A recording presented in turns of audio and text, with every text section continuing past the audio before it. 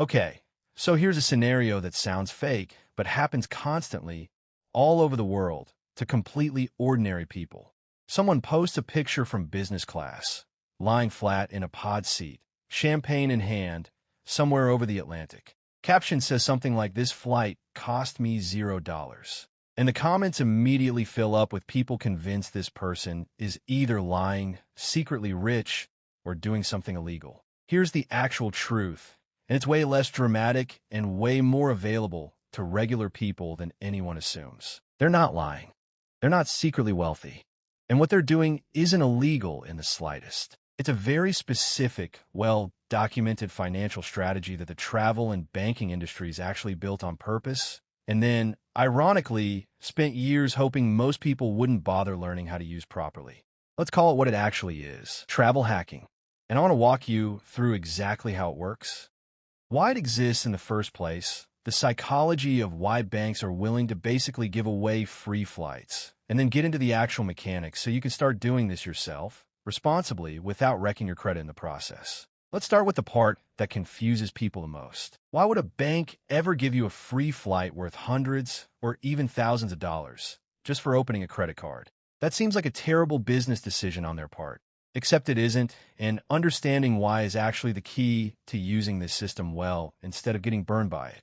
Here's the actual economics behind it. Credit card companies make the overwhelming majority of their profit, not from you paying an annual fee, and often not even primarily from interest, though that's part of it for people who carry balances. Their biggest, most reliable profit engine is something called interchange fees, the small percentage, usually somewhere between 1% and 3%, that merchants pay every single time you swipe that card. Every coffee, every grocery run, every online order, a tiny slice goes back to the card network and the issuing bank. Multiply that across millions of cardholders spending money every single day, and you start to see why a bank would happily hand out a flight worth $800 in exchange for you committing to that card as your primary spending tool for the next several years of your life. The sign-up bonus, the one that gets you that free flight, is essentially a customer acquisition cost, the same way a company might spend money on advertising. Except instead of spending that money on a billboard, they're spending it directly on you, betting that you'll keep using that card for years, generating interchange revenue the entire time, far exceeding the value of that initial bonus they handed you. This is genuinely important to understand because it explains why the strategy is not some secret loophole that's about to get patched. It's not a bug in the system. It's the business model working exactly as intended. You're not cheating the bank. You're participating in a transaction that was specifically designed to be mutually beneficial. They get a new long-term customer-generating fee revenue. You get a genuinely valuable reward for meeting a spending requirement you were probably going to hit anyway through your normal monthly expenses. Now let's talk about the actual mechanics, because this is where it gets genuinely useful. The core strategy revolves around sign-up bonuses, sometimes called welcome bonuses, on travel rewards credit cards. These cards typically require you to spend a certain amount of money within the first few months of opening the account, something like spending $3,000 or $4,000 within 3 months. And in exchange, they award you a large chunk of points or miles, often enough for one or even multiple round-trip flights, sometimes even enough for a few nights in a nice hotel. Here's the key psychological and financial principle that makes this work well for people who do it responsibly. You're not spending extra money to hit that threshold. You're redirecting money you were already going to spend anyway. Rent, if your landlord accepts cards, groceries, utilities, gas, regular subscriptions, onto that one card temporarily, specifically to meet the bonus requirement using purchases you'd be making regardless. The value only truly appears when you treat this as a redirection of existing spending, not as an excuse to spend more than you normally would.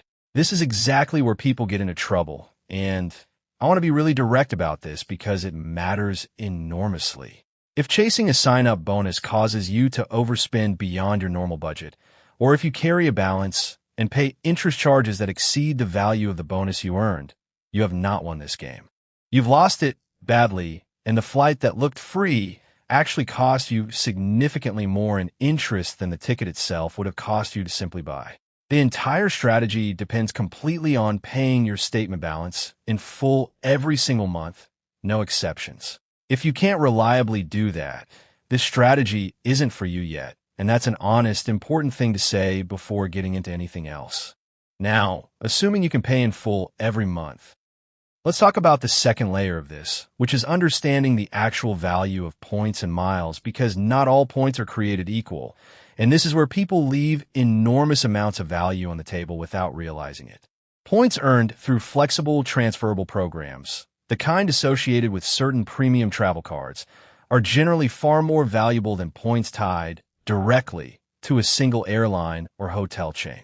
Because flexible points can often be transferred to multiple different airline and hotel partners, letting you shop around for the best redemption value across an entire network of options instead of being locked into whatever a single airline happens to be charging in points that particular month.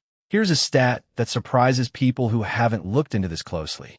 The actual cash value of a single point can vary dramatically depending on how you redeem it, sometimes by a factor of 3 or 4 times, just based on which redemption option you choose. Redeeming points for something like gift cards or general merchandise through a card issuer's shopping portal typically gives you the lowest possible value per point, often worth barely half a cent each. Redeeming those same points for international business or first-class flights, particularly through airline partner transfers, can sometimes get you value worth 3, 4, even 5 cents per point, especially on long-haul international routes where cash ticket prices for premium cabins run extremely high. This is exactly why serious travel hackers almost never redeem points for cashback or generic merchandise. It's mathematically one of the worst possible uses of the exact same points. Let's talk about elite status too, because this is a piece people often miss entirely. Certain credit cards offer automatic elite status with hotel chains or car rental companies simply for holding the card. No separate application needed. This status alone can be worth hundreds of dollars a year in free room upgrades, late checkout, executive lounge access, and bonus points earned on every stay, essentially compounding the value of the card well beyond just the initial sign-up bonus. Now, let's address the responsible side of this directly, because I don't want this video to just be open 10 credit cards and everything will be fine, because that's genuinely bad advice for a lot of people. The first rule is that your credit score matters more than any single bonus, and applying for new credit does cause a temporary, typically small, dip in your score due to something called a hard inquiry. If you're planning something major in the near future that depends heavily on your credit score, buying a house, refinancing a car, applying for a significant loan, that is not the ideal time to be aggressively opening multiple new cards. Sequence matters. Handle major credit-dependent life events first, then layer in a travel reward strategy afterward. The second rule is to never carry a balance specifically to chase a bonus. Interest rates on most rewards credit cards are high, often north of 20% annually, and that interest compounds against you extremely fast. A $500 flight earned through a sign-up bonus can turn into a genuinely terrible financial decision if it took you 6 months of accumulating interest charges to actually pay off the spending that earned it. The third rule is to actually track your annual fees against the value you're getting. Many premium travel cards charge an annual fee, sometimes several $100s, and that fee is only worth paying if the card's benefits, the sign-up bonus, ongoing point earning, travel credits, lounge access, elite status, genuinely exceed that cost for your specific travel habits. A card that's incredible for someone who flies 20 times a year internationally might be a poor fit for someone who takes one domestic trip annually. This isn't one size fits all, and matching the card to your actual behavior matters enormously. The fourth rule is pacing. Opening too many new credit accounts in a short period of time can affect your credit profile and can also trigger some banks' internal policies that restrict how frequently you can earn new sign-up bonuses from them at all. Many issuers have specific rules limiting how often you're eligible for a new bonus on the same card or family of cards. So spacing out applications strategically, rather than opening several at once out of excitement, tends to produce meaningfully better long-term results. And the fifth rule, maybe the most important one, is that this strategy works best as a long-term system, not a one-time hack. The real value compounds when you consistently redirect your existing everyday spending through the right cards. Consistently pay in full, and consistently look for the highest value redemption options year after year, rather than treating it as a single clever trick you do once and then forget about. Here's the actual takeaway I want you to walk away with. Nobody is cheating a broken system here. You're participating quite legitimately in an incentive structure that banks built specifically to acquire long-term, reliable, fee-generating customers, and travel rewards happen to be one of the most effective incentives they've found to do that. The free flights you see people posting online aren't free in some magical sense. They're the result of redirecting spending that was already happening, understanding the actual value of different point redemption options, and having the financial discipline to never let a bonus chase turn into actual debt. So if you want to start this yourself, here's the honest, unglamorous starting point. Look at your current monthly spending, the stuff you're already paying for regardless. Find one well-reviewed travel rewards card that fits your actual spending pattern and travel goals. Make sure you can comfortably meet the spending requirement using money you are already going to spend anyway. Pay the statement in full every single month without exception. And then, once you've got that first card working smoothly, start actually learning the redemption side, because that's genuinely where most of the real value is hiding, largely invisible to anyone who just cashes their points in for the easy, lowest value option instead of taking the time to understand what they're actually sitting on. The system isn't rigged against you here. It's just mostly invisible to people who've never taken the time to actually look at how it works. And once you do, that impossible free flight in business class starts looking a lot less like magic and a lot more like simple, replicable math.